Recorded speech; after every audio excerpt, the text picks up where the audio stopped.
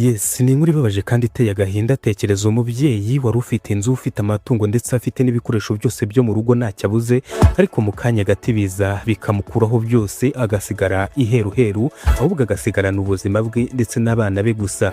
Ese byagenze bite kugira ngo amazi y'ibiza asenye inzu y'umubyeyi wari usanzwe arwana no kurera abana be wenyine? Nyemerera tugaruke mu karere ka Kamonyi, aho uyu mubyeyi yahuye n'uruva gusenya ndetse agahura n'akaga gakomeye katewe n'imvura yaguye ikazana ibiza bikomeye cyane. Byemve ni kwizera niko nitwa. Iyi ni Toza TV, cyo gukora urakizi. Reba aho hasi handitse subscribe uyikore kugira ngo tujye tubana mu makuru abari kuvugwa hirya no hino ku isi.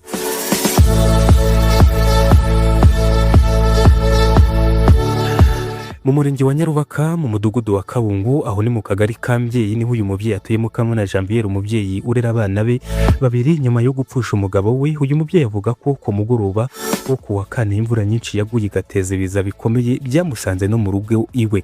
Ni mu kiganiro yagiranye n'itangazamakuru yavuze ko icyo gihe yari ari mu gikoni arimo guteka, maze mu kanya gato amazi atangira kwiyongera cyane kugeza ubwo yamurengeye, aho yagize ati nari ndi guteka mu gikoni mbona amazi ari kuzamuka cyane, nahise nsohoka niruka ngo ndebe ko nakiza ubuzima bwanjye, ariko ngeze hanze mbona inzu zanjye ndetse n'ibikoresho byari biri muri iyo nzu byose byamaze kugenda.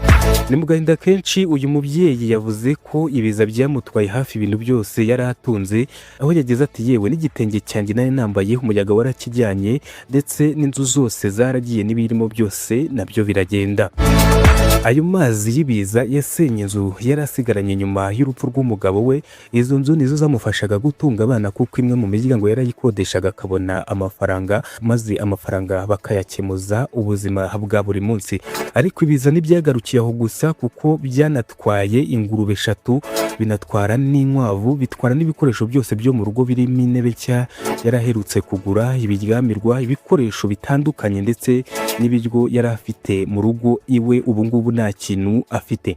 Ubu Mukamana Janvière n'abana be basigaye nta nzu bafite ndetse nta n'ibikoresho byo mu rugo basigaranye, kuko imvura byose yarabijyanye.